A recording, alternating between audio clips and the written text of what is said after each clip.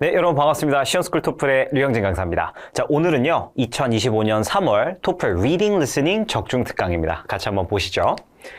자, 우리가 리딩 공부를 할 때 이번에 시험 어떤 거 나올까요, 선생님? 이라고 물어본다면 저는 망설임 없이 환경과학에 대한 이야기를 할 거예요. Environmental Science, 특히 기후 변화에 대한 컨텐츠는 언제든지 준비가 되어 있어야 됩니다. 왜냐면 리딩 영역에서만 나오는 게 아니라 리스닝이나 스피킹, 라이팅 전체적으로 나올 수 있는 토픽이기 때문에 더 중요하다고 볼 수 있는데요. 구체적인 예를 한번 들어보도록 할게요.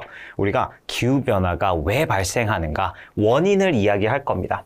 그럼 당연히 큰 개념에서부터 작은 개념까지 아주 구체적인 사례들까지 이야기를 언급할 수 있겠죠, 그렇죠? 그리고 해결 방안을 제시할 겁니다. 그런데 토플은 특징이 뭐냐면 확정적인 답을 주지 않고요. 열린 결말입니다. 일종의 가설을 제시하는 방식으로 우린 이런 것들을 여러 가지 도전해 봐야 될 거야 라는 식으로 끝내는 방식을 택하게 됩니다. 자, 예를 한번 들어보도록 할게요. 자, one of the primary drivers of climate change is the increase in greenhouse gases. 그렇죠? 지구온난화 나와줘야죠. 그럼 당연히 뒤에 이산화탄소 나와줘야죠. 그러니까 이런 글들이 등장했을 때 당황하지 않고 정보들을 흡수할 수 있으면 됩니다. 리딩은요, 단어 싸움입니다. 장르를 잘 이해하려면 단어를 많이 외우시면 돼요. 자, 그리고 이제 뒤에 보면요, 이런 전략들에 대한 이야기를 한 겁니다. strategies에 대한 이야기를 할 건데, 그때 renewable energy, 우리가 이제 다시 사용할 수 있는 그런 에너지들의 자원들에 대한 이야기 할 거고요. 그 다음에 stricter emission regulation, 그렇죠? 이런 규제들을 조금 더 강화하는 방식으로 또는 모니터하는 방식으로 이런 문제들을 해결할 수 있을 겁니다 라는 식으로 이야기가 매듭지어질 겁니다. 자, 관련된 단어들 한번 보도록 할게요. 우리가 숲을 다시 만들고 나무 막 심는 거 되게 중요하잖아요, 환경보호에. 그러니까 이런 forest라는 단어가 들어갔다? 무조건 나무 이야기겠구나 라고 생각하시면 됩니다.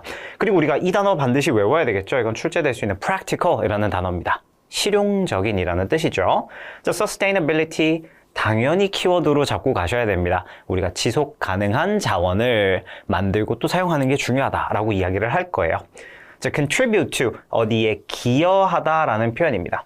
우리가 문제 해결에 이런 방식들이 기여하게 될 거야. 너무너무 중요한 동사라고 볼 수 있습니다. 그리고 마지막 promote. 우리가 promote 같은 경우는 어떤 인식에 대한 이야기도 할 수 있고요. 변화를 만들어낼 때도 promote 동사를 곁들일 수가 있겠습니다. 자, 우리 이번에 리스닝 얘기 한번 해볼까요? 리스닝은 심리학이죠. 우리 당연히 이 bias, 그렇죠? 편향, 편견, 이런 관련된 내용들은 항상 인식하고 계시는 게 좋아요. 자, 제가 두 가지만 한번 가지고 왔는데요. 기준점 효과, 예시를 밑에다가 써놨어요. 미리 한번 볼까요? 자, 만약에 내가 중고차를 하나 보러 갔어요. 자동차를 보러 갔는데 거기서 5천만 원 불렀네? 그리고 나서는 initial price를 높게 잡은 다음에 이후에 디스카운트를 줍니다. 아, 제가 사장님 1,000만 원 빼드릴게요. 이렇게 얘기를 하는 거죠. 그러면 나는 이미 기준점이 5천만 원에 잡혀 있었기 때문에 그 할인된 1,000만 원이 너무 큰 폭의 할인처럼 느껴지는 거예요. 근데 포인트는 뭐냐면 여전히 차량의 가격은 비싸다는 거죠. 이런 식으로 우리 인간이 어떤 정보나 의사결정을 처리할 때 systematic errors가 발생하는 걸 우리가 bias라고 표현합니다.